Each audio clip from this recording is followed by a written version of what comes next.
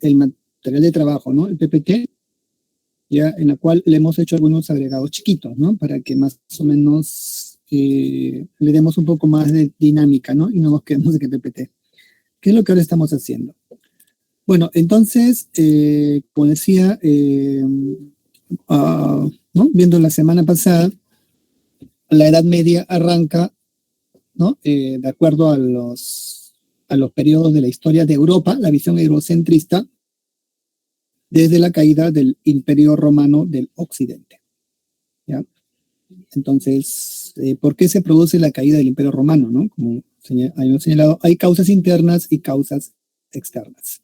¿Ya? Aquí vemos, por ejemplo, las causas externas, ¿no?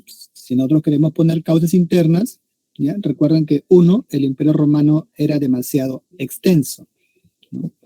¿Ya? Era demasiado grande para que un conjunto de grupos de pueblos como los latinos, ¿no? Que están en la península itálica, puedan pues controlar todo el territorio. Y lo segundo es la idea de imperio que nosotros tenemos, ¿no? Recordemos que un imperio es diferente pues a una monarquía, ¿no? ¿Ya? Los imperios son naciones que se imponen sobre otras, pero en función a una red de alianzas. Entonces, en ese sentido, ¿ya? Los romanos, que habían hecho muchas alianzas con muchos pueblos a los cuales habían pues oprimido y otras cosas más, ya no podían defender el imperio. Así que desde la época del emperador Adriano, ¿ya? Como vemos acá en el mapa, ustedes ven en el mapa, miren, vamos a agrandarlo un poquito, ¿ya? Si vemos, ¿no? En la parte de Inglaterra, miren, esta línea es recta perfecta, ¿no? ¿Por qué? Porque justamente Adriano construye la famosa muralla, ¿ya? Y todo el imperio se va a llenar de murallas para evitar que los pueblos extranjeros o bárbaros ingresen al territorio romano. Los romanos, desde Adriano, ya comienzan ya no a expandir el imperio, sino más bien a defenderse. ¿Por qué? Porque recordemos que, como les decía otra vez, el imperio era demasiado extenso. Y los romanos tenían que pagar muchos favores, ¿no? A los pueblos que iban incorporando. Recuerden que los mismos bárbaros que van a ingresar a Roma también van a gozar de esos favores, ¿no? Tal como lo vemos aquí, y ahora lo vamos a explicar.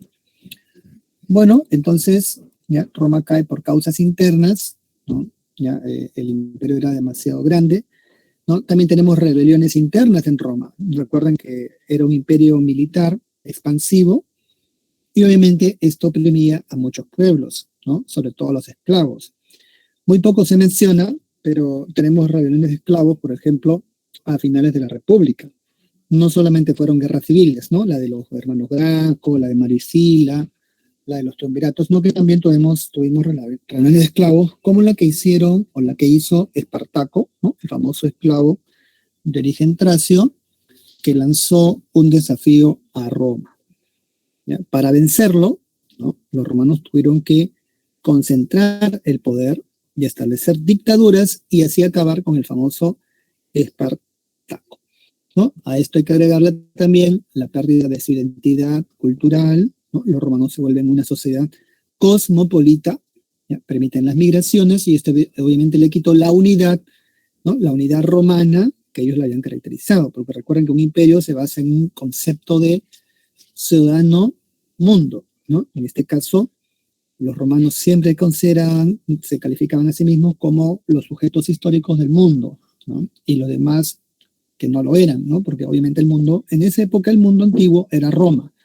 Entonces Roma era como la gran potencia mundial desde entonces y sus ciudadanos o patricios se calificaban pues, como que eran superiores al resto del mundo.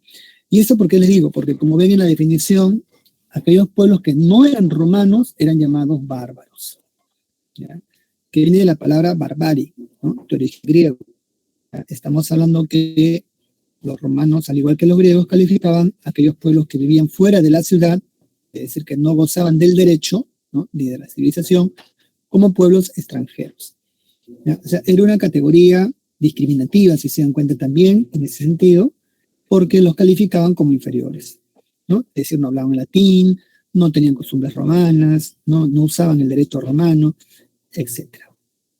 Pero sin embargo, Roma, ¿ya? Recuerden que en el caso de los imperios, los romanos, ¿de qué vivían, no? Bueno, ellos explotaban la mano de obra, ¿ya? Y la mano de obra en Roma era muy cara, ¿no? El ciudadano, el plebeyo o los clientes en realidad eran muy costosos para los romanos. Así que los romanos comienzan a permitir la migración de los pueblos germánicos o asiáticos. ¿Ya? Hay un crecimiento, ¿no?, demográfico también en la región de la Germania, y esto permite también la migración. ¿Ya? Así que se producen migraciones pacíficas, ¿no? Esa es una causa también de las invasiones. Recuerden que uno es el crecimiento demográfico, pero el otro también es la migración pacífica de estos pueblos que vienen del Asia, que buscan trabajo, ¿no? Buscan buenas tierras, ¿ya? Buscan salir adelante, ¿no? En ese sentido. El cambio climático también es otro factor, ¿no?, que motiva la migración hacia Roma. ¿Ya? Pero primero llegan de manera pacífica, ¿no? Es decir, como pueblos migrantes, ¿no?, van llegando a Roma, se van asentando en las colinas, ¿no? Van ocupando las ínsulas, ¿no? Las famosas edificios multifamiliares, como hoy vemos, ¿no? Esos edificios, esas torres, de hace pocos años nada más, en Roma ya se habían hecho, ¿no? Casas de edificios de 5 pisos, de 6 pisos, y con muchos departamentitos chiquititos donde vivían estos pueblos migrantes asiáticos, claro, en condiciones muy penosas. ¿Por qué? Porque la vivienda era reducida, ¿no? El espacio era muy pequeño. Y bueno, así van ingresando a Roma y van llegando incluso a este proceso de ingresar al ejército. Se le conoce como barbarización. ¿Por qué es importante? Porque ya con el uso de las armas de Roma se van a convertir en una fuerza peligrosa, ¿ya?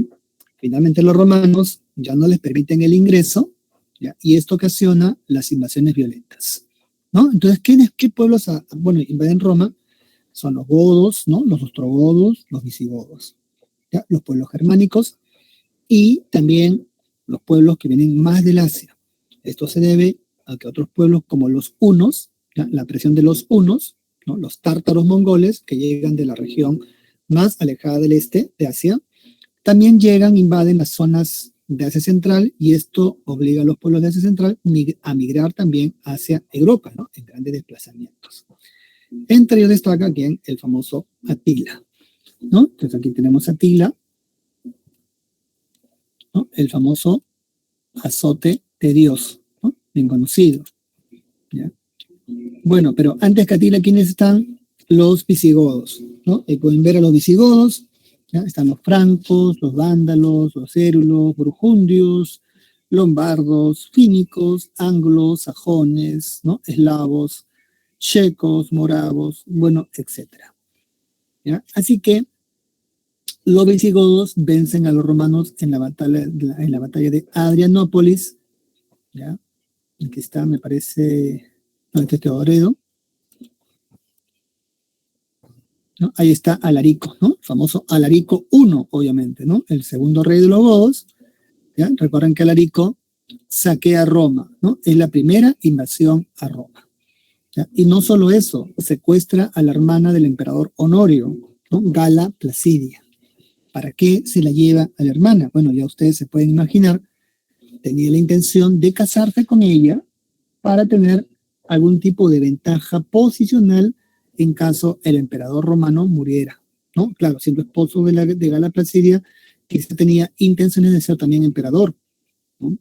Entonces, por eso Alarico es importante en la historia de Roma, ¿ya?, porque se lleva a la hermana del propio emperador. Bueno, ahí está Alarico, ¿ya? Bueno, Alarico muere, ¿no? Sabemos, ¿ya?, se enfrentan a los romanos, muere, y le reemplaza a Ataulfo, ¿no? Ataulfo, que es el primer rey visigodo en España. Así que los visigodos ocupan la península ibérica, ¿ya? Luego llegan los vándalos con Genserico, ¿no? Genserico, ¿ya?, aplasta Roma,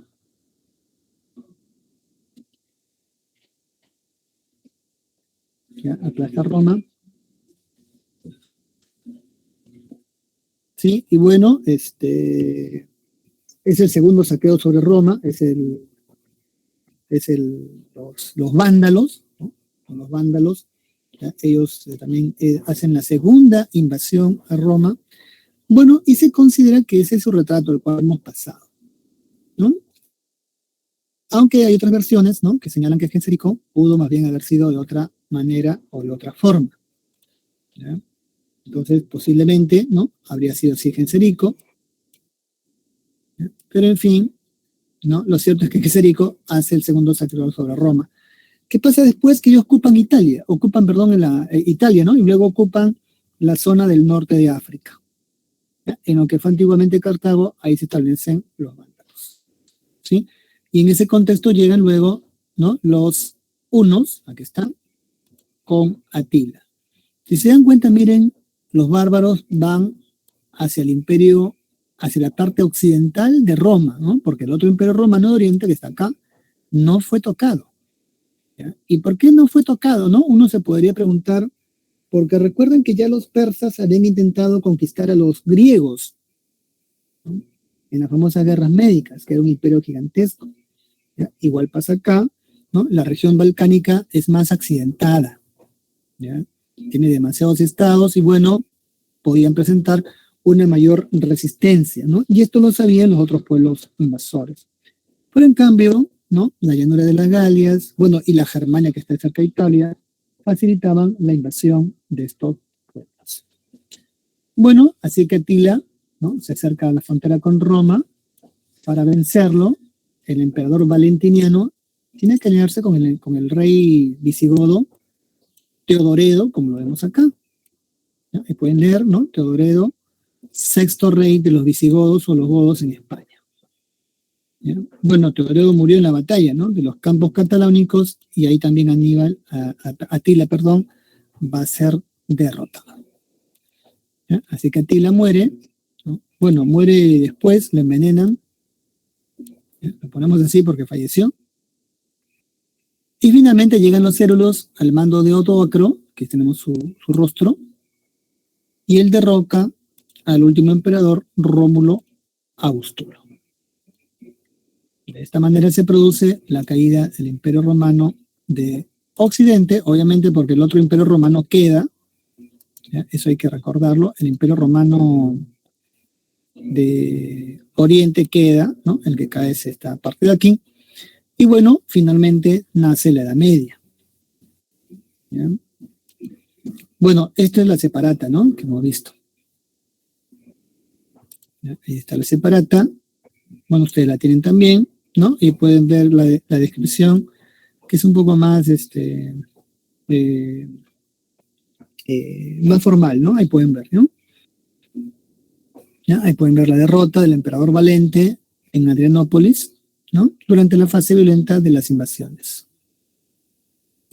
¿Ya? Entonces, ¿cuáles son las consecuencias? Ahí las tenemos, ¿no? Se produjo el fin del Imperio Romano de Occidente, surgieron las lenguas romances, se aceptó y difundió el cristianismo como religión oficial. ¿Por qué se aceptó y difundió el cristianismo como religión oficial? Porque promovía la unidad. Por esa razón, ¿ya? Roma aceptó, pero con su caída igual, el cristianismo se difundió por gran parte de Europa. Bueno, al caer Roma, cae el derecho, ¿no? Que garantiza el libre ejercicio del trabajo, ¿no? Y bueno, del comercio.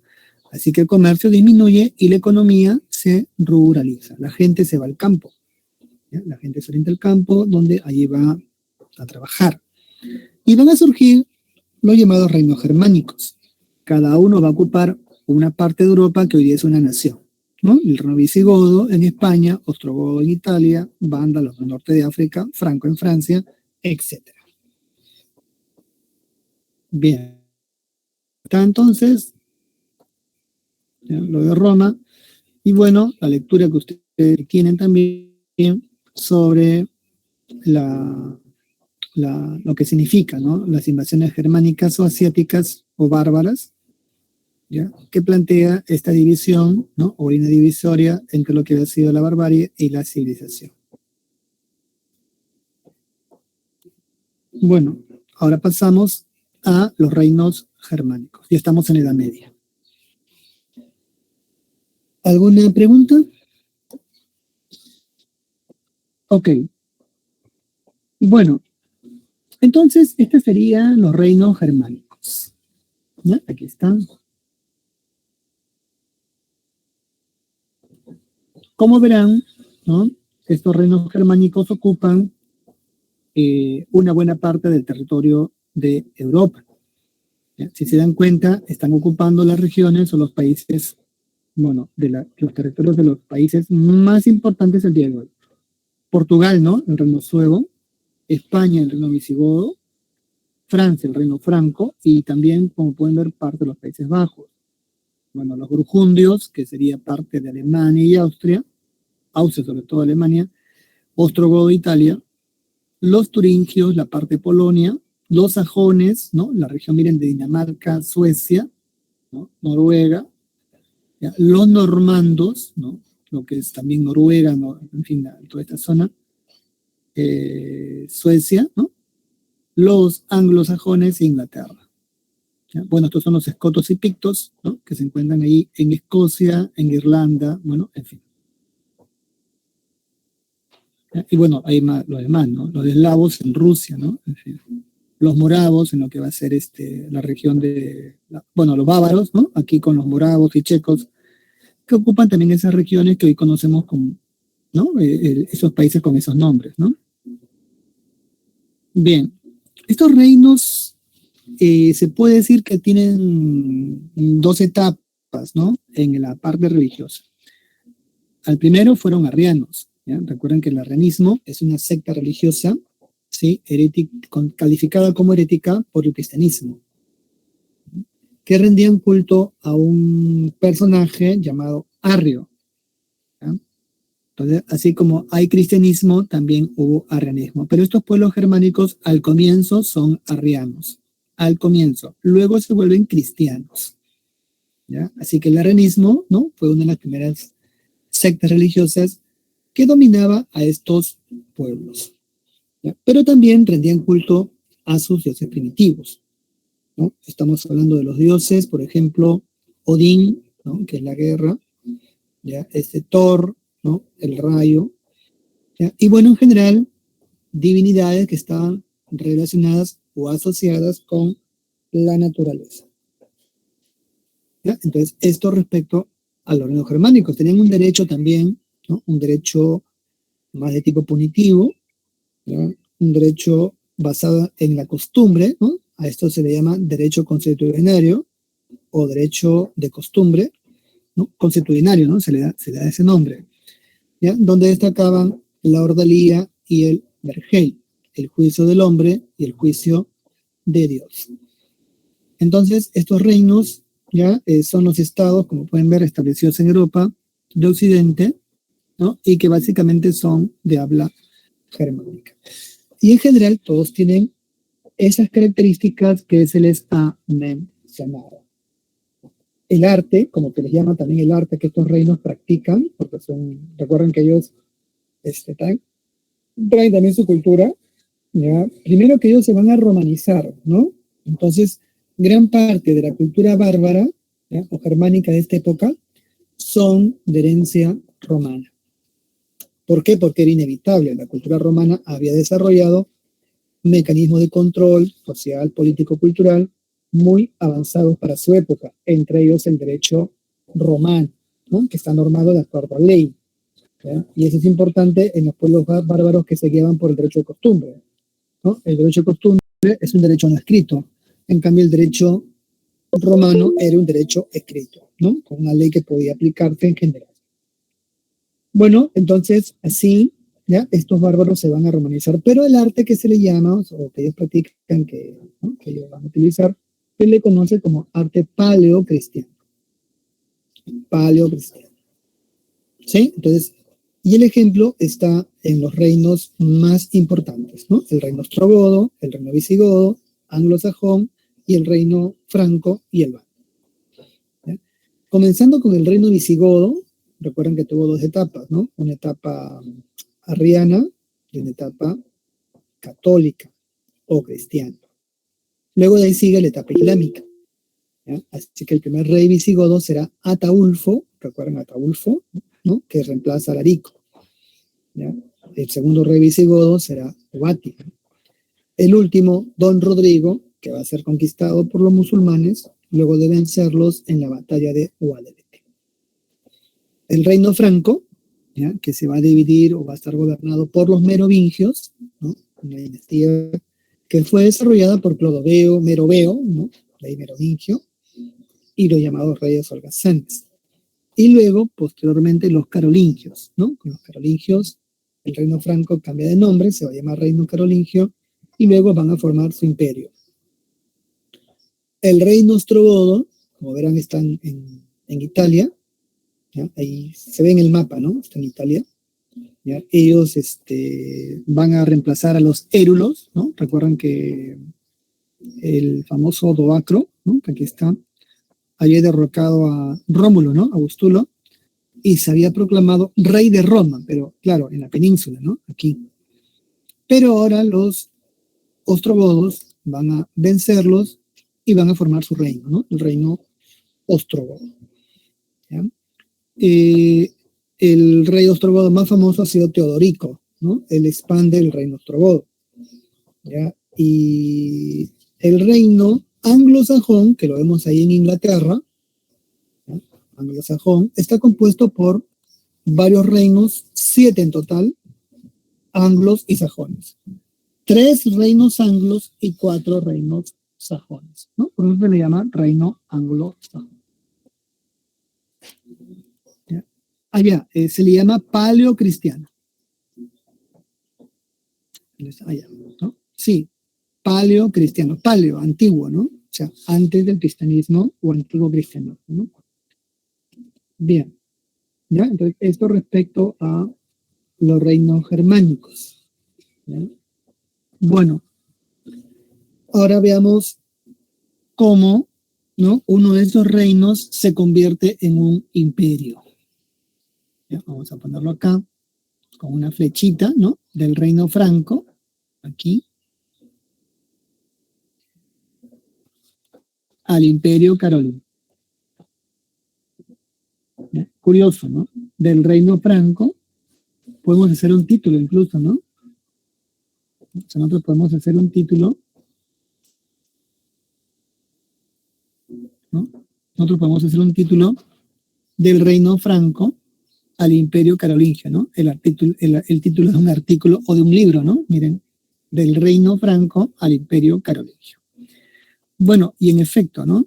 El imperio carolingio tiene un origen franco, un origen germánico, un origen bárbaro. Para poder, ¿ya? Ellos ser aceptados como católicos y por lo tanto ser parte integrantes de la historia de Europa, ¿ya? Van a tener que hacer una alianza con la principal institución de Europa. ¿Cuál era?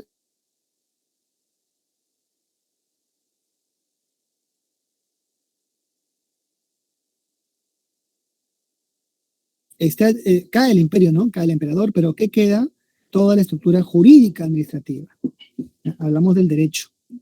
¿Ya? Así que la entidad que intenta sustituir, porque recuerden que Roma había oficializado a la Iglesia Católica con el edicto de Tesalónica, ¿ya? Es el papado, ¿no? Así que la única forma de poder prevalecer y así conservar la unidad y garantizar, ¿no? Bueno, la seguridad de Europa era haciendo una alianza entre el reino franco y el reino, bueno, y el Vaticano, ¿no? Es el papado, ¿ya? O con la Iglesia Católica. ¿Ya? ¿Por qué? Porque por su origen, pues, ¿no? Los francos eran romanos, no, no lo eran. ¿Ya? O sea, Carlomagno tenía un origen romano, no, no lo era. ¿De dónde venía? De una invasión, por lo tanto, era un invasor. Recuerden que los artistas o historiadores del Renacimiento señalaban que los bárbaros habían evitado el desarrollo natural y normal de la cultura clásica, ¿no? Que estaba representada por Grecia y Roma. ¿Ya? Así que de esta manera, ¿no? La única forma de poder ellos, ¿no? Congraciarse con el espíritu que reina en Europa, que es el cristianismo, era haciendo una alianza. ¿Y esto quién lo va a hacer? El rey Pipino el Breve. ¿Ya? Pipino el Breve, que fue un mayordomo que dio un golpe de Estado, ¿no? Entonces, cuando vemos acá, ¿ya? El imperio carolingio tiene un origen en el reino franco, que es su primera etapa, ¿no? La dinastía merovingia y luego carolingia, ¿ya? Entonces, ¿dónde está ubicado primero? En Europa Occidental, ¿ya? Los actuales países de Francia, Alemania, Italia, Suiza y Países Bajos. No, es Carlomagno es. ¿ya? No. Alejandro Magno es de Grecia, ¿no? Es de Macedonia, ¿ya? Eso corresponde a la época antigua, pero estamos hablando ya de la Edad Media, y es Carlo Magno, ¿no? Es Magno, ahí he puesto Magno, no me equivoco, bueno, confundido, es Carlo Magno. ¿Ya? Sí, a veces puede haber confusión, ¿no? Pero hay que aclararlo. ¿Ya? Entonces decíamos que Carlomagno forma el imperio. Bueno, ya, entonces ahí está ubicado, ¿ya? Y como puede ver, abarcó varios países importantes de Europa, ¿no? ¿Cuáles son? Francia, Alemania, Italia, Suiza y Países Bajos, ¿ya? Y ahí pueden ver el mapa inicial del Reino Franco, ¿no? Miren, el Reino Franco estaba al lado de los otros reinos, el de Soissons, el reino visigodo, el reino bretón, el reino burgundio, la región de Provenza, el reino ostrogodo, ¿no? El reino de los alamanes, ¿no? Etcétera. ¿Ya? Entonces, su origen se remonta al reino franco, fundado por Clodoveo, y ahí lo ven que entra en alianza con la iglesia. ¿Ya? Entonces, han sido varios reyes francos famosos, ¿no? Clodoveo, Meroveo, Dagoberto, ¿no? Dagoberto. ¿Ya? Recuerden que el reino franco también promulgó una ley llamada la ley sálica, famosa, que va a tener mucha influencia en la Edad Media, ¿no? Esa ley sálica impide que las mujeres accedan al gobierno o accedan al trono, ¿ya? Entonces, ¿no? Como volvemos a decir, la única manera que un reino bárbaro o reino franco sea legitimado por la sociedad europea, ¿no? O por el pueblo católico era que estuviera en alianza con quién, con la Iglesia Católica, ¿ya? La fuerza de la Iglesia Católica, recuerden, radicaba en su feligresía, ¿no? En sus creyentes, ¿ya? Y en una religión que se convirtió en una alternativa frente a la caída del derecho romano, ¿no? Porque cuando cae Roma, cae el derecho romano, entonces la gente se vuelve más mística, ¿no? ¿Ya? Ve en la religión una salvación frente a la caída del imperio romano. Bueno, aquí, ¿ya? Esto es de la separata, ¿no? Aquí lo dice, pero yo le he agregado unas cositas, ¿no? El reino franco tuvo dos dinastías, la merovingia y la carolingia, ¿ya? Carlomagno fue coronado emperador de Roma por el Papa León III en la Navidad del año 800. Detengámonos aquí en el reino franco, ¿no? Merovingio y carolingio. Bueno, ya comentamos a los reyes, ¿no? Meroveo, Dagoberto, Clodoveo, etc. Y luego, estos reyes van a permitir que sus mayordomos, ¿ya? Que administraban el palacio, se conviertan en realidad en los que dirigían todas las actividades, tanto políticas como administrativas. ¿Ya? Así que ahora destaca una característica, el poder de estos mayordomos, ¿no? Y un mayordomo importante, llamado Pipino el Breve, por su tamaño, porque era pequeño, ¿no? Aquí está. Él no era merovingio, ¿no? Él es Pipino, miren ahí lo dice, ¿no? Pipino el Breve, ¿no? Pepín dice, ¿no? Porque, bueno, así se escribe, de Pipino, Pepín, descendiente de Pepino el Viejo, ¿no? Llamado Pepín Geristal también, pero él decía en el Breve porque era pequeño, ¿no? Carlomagno más bien le llevaba como medio metro de altura, ¿no? Pipino era chiquito, pero en fin, llegó a ser rey, dio su golpe de estado, ¿ya? Él era hijo de otro mayordomo famoso, Carlos Martel, que lo vemos acá, ¿ya? Carlos Martel había derrotado a los musulmanes en la batalla de Poitiers, ¿no? Famoso campeón también de la independencia de Europa y del cristianismo, ¿no? Porque es también Carlos Martel un defensor del cristianismo, ¿ya? Y bueno, estos mayordomos se dieron cuenta también de la importancia del factor religioso, y es por eso que hacen una alianza con la iglesia. Y eso explica por qué cuando Pipino el Breve derroca, ¿no? Al llamado último rey holgazán, ¿no? A través de Pipino el Breve, Childerico III, aquí está una moneda, ¿no? Con Childerico y se lee, ¿no? Childerico, ¿no? Roy, ¿no? Roy, claro, Roy de Francia, ¿no? Porque bueno, en latín, pues, en francés, ¿no? Roy es rey, ¿no? Entonces, es lengua francesa, ¿ya? Entonces ahí está Childerico, ¿no? Este rey holgazán va a ser derrocado. Y miren, ¿no? El Papa San Zacarías lo reconoce y corona, o sea, nombra, ¿no? Reconoce a Pipino como rey del reino franco. Porque en esa época no era Francia, ¿no? ¿ya? Entonces, así Pipino es reconocido y legitimado. Y hace una alianza con el Papa, ¿no? ¿Para qué? Para protegerlo, ¿ya? De las amenazas del reino lombardo, ¿no? ¿Ya? El mismo Pipino también va a ser reconocido por el Papa Esteban II, ¿no? Así que, con este reconocimiento, ¿ya? Pipino, bueno, le sucede su hijo Carlomagno, ¿no?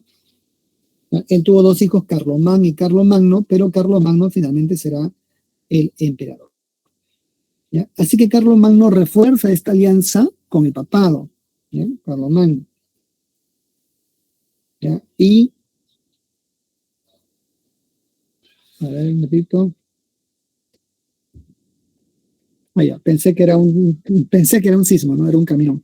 Bien, entonces decíamos que Carlomagno, ya antes de ser emperador, va a iniciar una guerra y unas campañas victoriosas. ¿Desde dónde? ¿No? Desde su residencia, el Palacio de Aquisgrán, aquí lo vemos, una reconstrucción. ¿Ya? Ahí está el Palacio de las Audiencias, ¿no? ¿Ya? Esta es una reconstrucción de lo que pudo haber sido Aquisgrán, que hoy no existe, ¿no? ¿Ya? Ahí está. Y bueno, ya en la Navidad del año 800, luego de vencer a los lombardos, a los ávaros, ¿no? Carlomagno va a ser nombrado, ¿no? O designado como emperador por el Papa León III. ¿Qué busca Carlomagno, no? Bueno, busca reconstruir el Imperio Romano del Occidente. Así que Carlomagno es una alternativa, ¿ya? Una alternativa política en Europa para darle una nueva unidad. Pero en esta vez, ¿no? Esta vez con la alianza de la Iglesia Católica, ¿no? Del papado. ¿Ya? Así que esta unidad, ¿no? Como se puede ver, gracias a la Iglesia Católica, también se va a reflejar en el éxito de sus campañas militares. ¿Ya? Entonces aquí vemos a Carlomagno ya, ¿no? Aquí está. ¿Ya? Así que, ¿no? Esto es en plata. Este es Carlomagno, la imagen más conocida de Carlomagno es esta, ¿no? Y esta es supuestamente la cara auténtica de Carlomagno.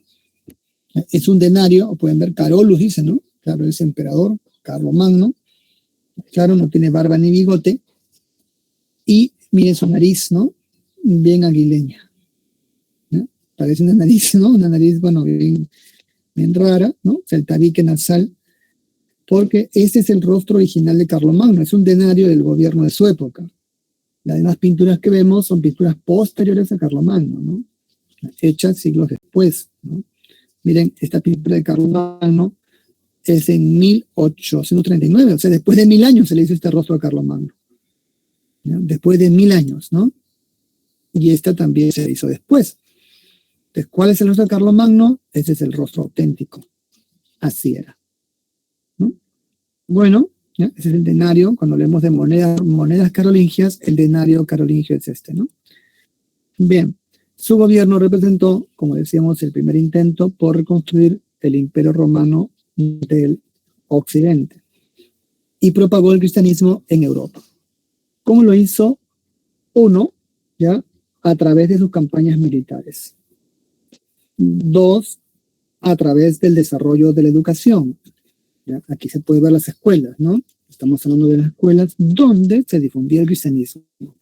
En escuela palatinada, el palatino para los nobles, en los monasterios, ¿ya? O conventos para el clero y en las parroquias para el pueblo. Entonces, en esas tres categorías, Carlomagno difundió el cristianismo. ¿Ya? Y la tercera, ¿no? La tercera forma va a ser también a través del aspecto cultural, mediante el culto, ¿no? O la práctica del trivium y el quadrivium. Hablamos de las reglas de la gramática, la lógica, la retórica sobre todo, y también de la aritmética, la geometría, la música y la astronomía. Bueno, entonces de esta forma se hace, se produce, ¿no? El desarrollo del cristianismo. A ver, solamente fue mayordomo, ¿ya? Carlos Martel. Bueno, entonces decíamos que Carlomagno, ¿ya? Forma el imperio y su meta, ¿no? Su intención es proteger el cristianismo, ¿ya? ¿no? Y haciendo cumplir pues esta red de alianza, ¿no? Que había establecido con ellos, propagarlo, ¿no? A través de la educación, la guerra, ¿no? La guerra y la cultura. ¿Ya? ¿Cómo logró organizarse el imperio para cumplir esos propósitos, ¿no? Bueno, hizo una división territorial, administrativa, ¿ya? Basada en el ducado, condado, vizcondado y marquesado. El ducado a cargo de un duque, ¿ya? Un gobernador, ¿no? De esta enorme provincia. Los condados, ¿ya? A cargo de un conde, quien tenía una función judicial, ¿no? O sea, el conde es el que encarga de la justicia en esa época. ¿Quién apoya? Los vizcondes, ¿no? Para el pueblo. Y las marcas son provincias territoriales situadas en la parte limítrofe del imperio. ¿Cuál es la función de la marca a cargo de un marqués? Bueno, la función es netamente defensiva, ¿ya? Entonces el marqués es un cargo o un funcionario militar y el marquesado una provincia militarizada. Para poder practicar todos estos funcionarios cumplan la ley, llamadas capitulares, se creó un cuerpo de Michi Dominicis, ¿ya? Una suerte de supervisores imperiales que se encargaban de difundir todo esto, ¿no? Todas estas medidas, y además avisar y comunicar directamente al emperador Carlomagno de cualquier disfuncionalidad. Entonces, esa era la ventaja que tenía el emperador, ¿no? Contaba con unos informantes, ¿no? O jueces o fiscalizadores como los Michi Dominici. ¿Ya? Entonces, ese es también uno de los aportes, ¿no? En el sistema de la fiscalidad. ¿Ya? Y bueno, ¿qué ingresos tiene Carlomagno? O sea, ¿cómo es la parte económica? Bueno, hay tres formas de ingreso que tiene el imperio. Uno, las rentas que tiene el propio emperador, sus villas, ¿ya? Las villas carolingias, ¿no? Del propio emperador. Dos, ¿ya? Es la moneda, ¿no? Aquí vemos, ¿ya? El imperio tenía su casa de moneda, ¿no? Aquí está la cara de Carlomagno, por lo que lo he puesto acá. Y tercero, la justicia, ¿no? Que practicaban los condes, ¿ya? ¿Qué significa la justicia? Ustedes saben que cuando uno hace un juicio, ustedes no conocen todavía, pero ya eso lo van a saber seguro, se paga una tasa, ¿no? Una tasa, ¿ya? O sea, que es una tasa, o sea, es como cuando haces un juicio tienes que pagar pues una solicitud, ¿no? Se paga un dinero y bueno, también las penas y las multas a los infractores de la ley. Por eso que el cargo de Michi Dominici era importante, ¿ya? Los Michi Dominici dicen quién falta a la ley y el rey que ponía una multa fuerte. Es como pagar pues una multa hoy día, ¿no? Una multa es grave, ¿no? Y bueno, así funcionaba el imperio carolingio. Allá. Es una buena pregunta, ¿no? ¿Por qué Carlomagno quería restaurar el imperio romano de Occidente? ¿Ya? Bueno, entre las causas más importantes están, ¿ya? Uno, la idea de unidad. ¿Ya? ¿Por qué? Porque recordemos que, si bien es cierto, habían pasado las primeras invasiones bárbaras, ¿no? Cuando Roma cae, luego se inician otras invasiones, ¿no? O sea, cuando nosotros vemos las invasiones, ¿no? Estas son las originales, ¿no? Las primeras que avanzan contra Roma. Pero luego, en Edad Media, aparecen otras invasiones. ¿Quiénes? Los sarracenos, los vikingos, los normandos, ¿no? Recuerden que los normandos, bueno, están vinculados a los vikingos, y si vemos acá en el mapa, ¿ya? Los vikingos, ¿no? Que están acá, bueno, los normandos, ¿no? Se lanzan también contra Europa. Así que la única garantía de poder, ¿no? Enfrentar esas amenazas, recuerdan que los vikingos eran, bueno, luego cae Carlomagno, cae el imperio carolingio, comienzan las invasiones vikingas, ¿no? Ustedes saben que la palabra vikingo es un insulto en Holanda, ¿no? No dice los vikingos, no, para ellos vikingo es como decirte ladrón, asaltante, porque es un estigma histórico debido a que los vikingos eran eso, ¿no? Pueblos invasores que robaban, asaltaban, mataban y bueno, no creaban cultura. Entonces, por eso que Carlomagno y la clase social que lo apoya, ¿no? Los grupos políticos regionales de estos países ocupados apoyan la idea de imperio, ¿no? Como el Imperio Romano de Occidente para garantizar el derecho, el ejercicio del derecho. Y lo mismo, obviamente, el papado, ¿no? Que buscaba también esa protección que le daba Carlomagno, ya que la fe no era pues, o sea, si bien es cierto, es muy importante en los pueblos, tampoco era una garantía, ¿no? Absoluta de poder evitar estas invasiones, ¿no? No podían hacerla, ¿ya? Ese es uno. Y además recordemos que en esos tiempos el imperio bizantino, ¿no? Recuerden que con Justiniano en el siglo VI había otra vez invadido gran parte de Europa, ¿no? Pero el imperio bizantino, ¿qué cosa era? El imperio romano del Oriente. Entonces había una rivalidad también con ese imperio, ¿no? Entonces eso respecto a la pregunta, ¿no? Y bueno, ¿ya? ¿Por qué cae el imperio ahora, no? ¿Qué pasó? Bueno, era un imperio también, como se puede ver, muy grande, ¿ya? Recuerden que estos reinos en Europa, pues hay también una gran cantidad de matices culturales, ¿no? Entonces, ahí podemos verlo, ¿no? Entonces el imperio carolingio cae por una guerra civil, ¿ya? Ahí pueden ver las marcas, miren, la marca hispánica, la marca bretona, ¿no? O sea, los marquesados, la marca Abra, la marca sajona, para evitar la invasión de pueblos extraños, ¿ya? Pero sin embargo, las guerras civiles afectaron al imperio. Carlomagno ya había muerto, ¿ya? Esto se inicia en el reinado de su hijo Luis el Piadoso, llamado Ludovico Pío, ¿ya? Bueno, Ludovico Pío va a enfrentar la guerra interna de sus hijos Carlos, Luis y Lotario. Finalmente, ¿ya? Se firma el Tratado de Verdún. Entonces, el imperio carolingio apenas duró 43 años. ¿Ya? ¿Qué pasó? El imperio se fragmentó. ¿No? Y, como pueden ver, miren, ahí están las marcas, como son las fronterizas militarizadas. Una parte correspondió a cada uno. A Carlos Francia, a Luis el Germánico, parte de Alemania, y a Lotario lo que era la región de Italia y parte de Europa Central, entre Alemania y Francia.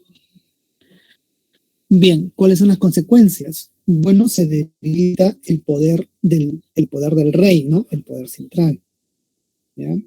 Esto que permite el ascenso de los señores locales, ¿no? Es lo que nosotros llamamos el feudalismo. Así es, ¿ya? Aunque ya, recuerden que durante la época de Carlomagno, en el Imperio Carolingio, se habían popularizado, se habían extendido las reglas del vasallaje, ¿ya? Entre hombres libres, ¿no? Bueno, se facilitó el ingreso de nuevas invasiones, ¿no? Como estábamos señalando.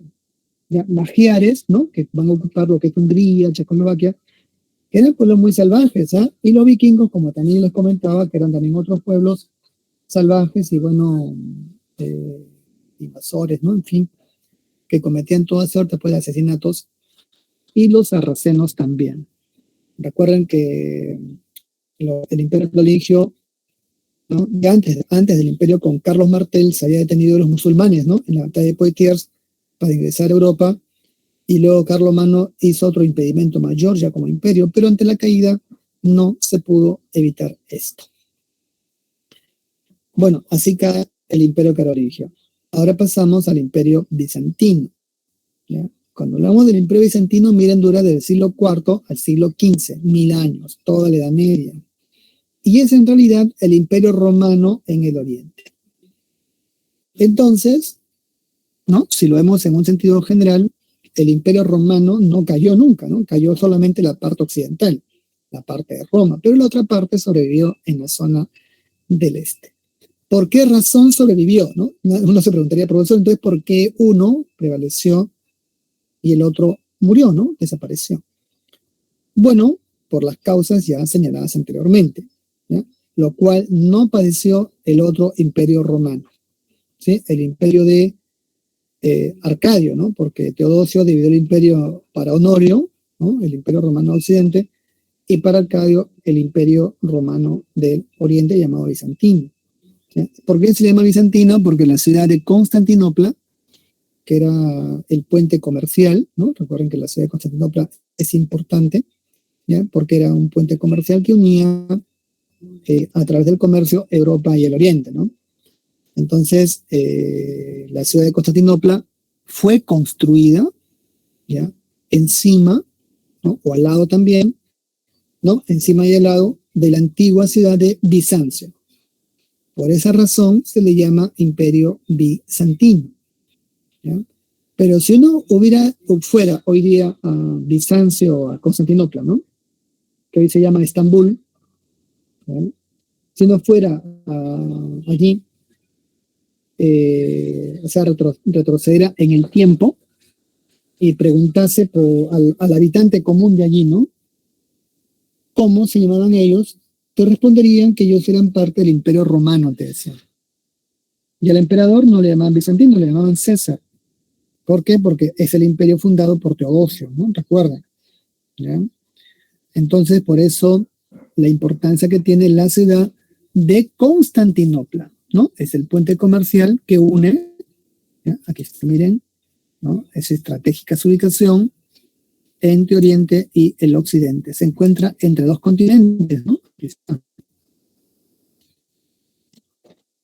¿no? Entonces aquí es un plano, ¿ya? Miren la importancia que tiene, ¿no?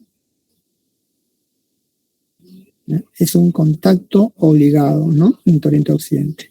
En la zona netamente portuaria, es un puerto, ¿no? Un puerto vivo en pleno del mar, que comunica dos océanos, ¿no?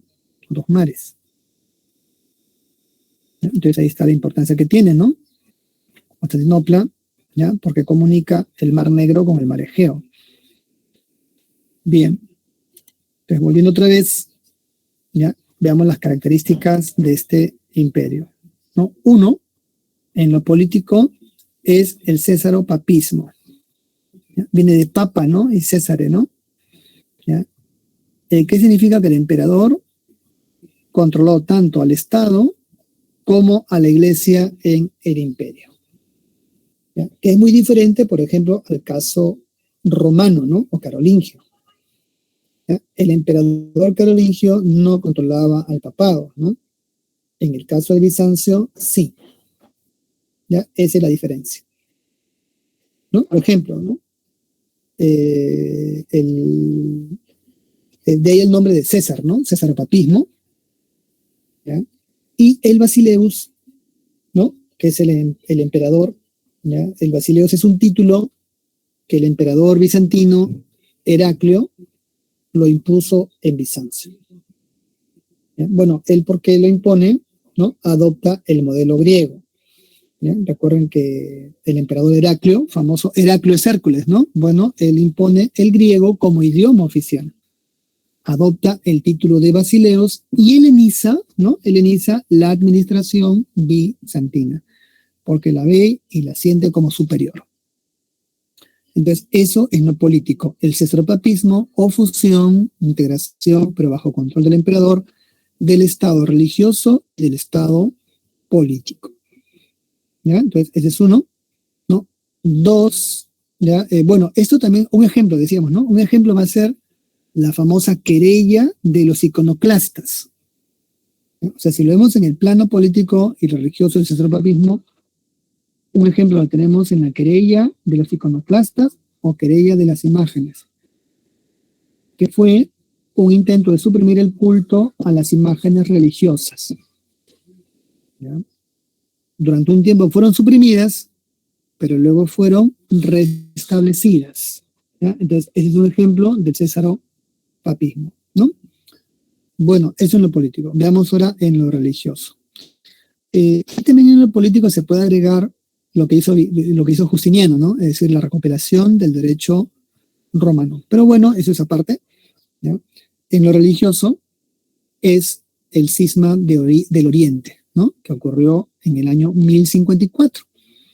¿Ya? Hablamos del siglo XI, ¿no? ¿Qué significa el cisma del Oriente? La ruptura, o sea, el cisma, ¿no? Que es ruptura entre la iglesia cristiana ortodoxa de Constantinopla y la iglesia romana católica, apostólica romana.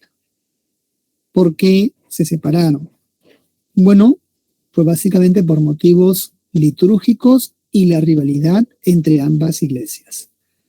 Recuerden que la iglesia romana tenía su jefe religioso, ¿no? Es su jefe, ¿no? El Papa, ¿ya?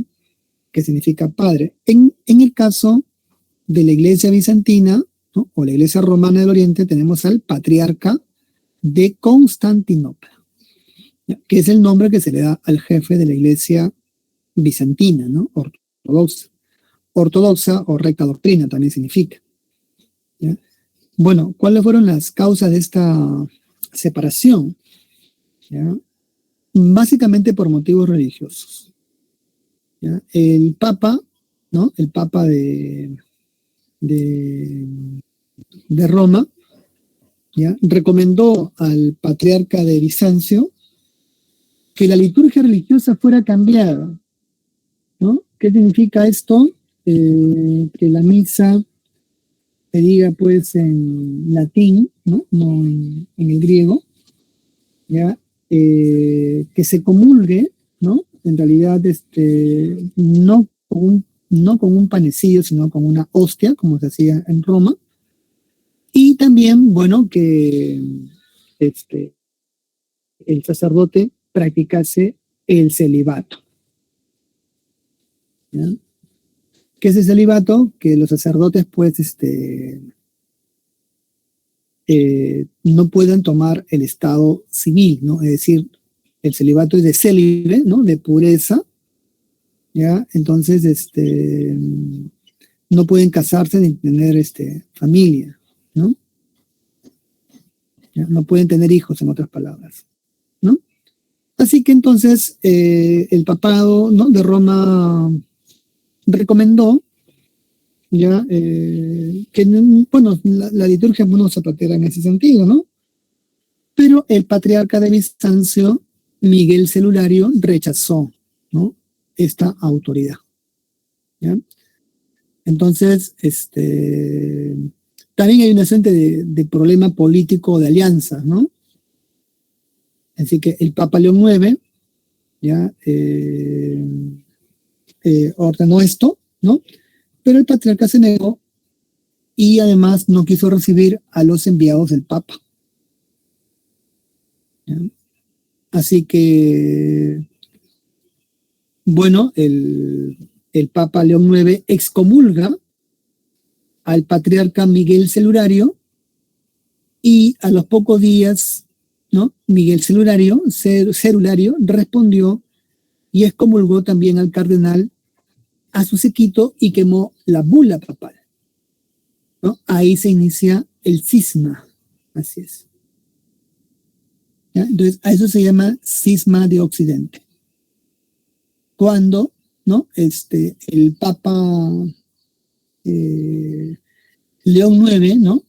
ya excomulga al patriarca Miguel Celulario, ¿no? Lo excomulga. ¿Ya? Vamos a ponerlo acá. Vamos a poner acá a Miguel, ¿no? Celulario.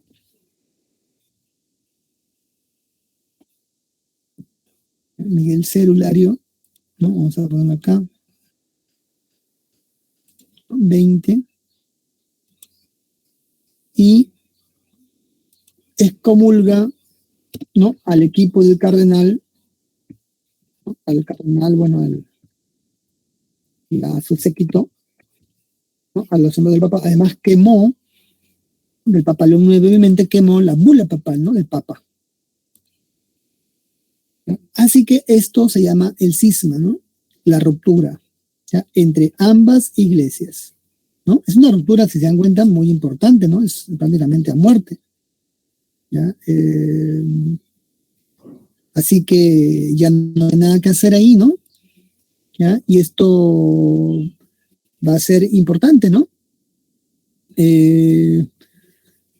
Así que este tipo de relaciones luego se van a ver ya en las guerras de las cruzadas, ¿ya? Y bueno, esto significa pues que ambas iglesias se encuentran enemistadas, ¿no? Quizá también haya prevalecido el hecho de cuál iglesia debía prevalecer, si debía darse la unidad o no en alguna medida, ¿no? Lo cierto es que eso ocurre y la iglesia se encontró, bueno, dividida. Bien. En lo cultural, ¿ya? Estamos hablando del cristianismo, ¿no? La protección del cristianismo ¿Ya? ¿Para qué, no? ¿Ya? ¿No? Como un factor de unidad para el imperio. Pero claro, ojo, es un cristianismo ortodoxo, ¿no? Como se señalaba. ¿Ya? Ahí le ponemos.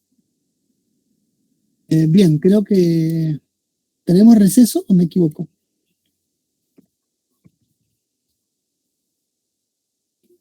¿Sí? ¿Hay receso o no, jóvenes, a esta hora? ¿O me estoy confundiendo? A ver, ustedes me aclaran. Sí, profe, sí tenemos receso. Ya, gracias. Entonces receso. Bien, gracias.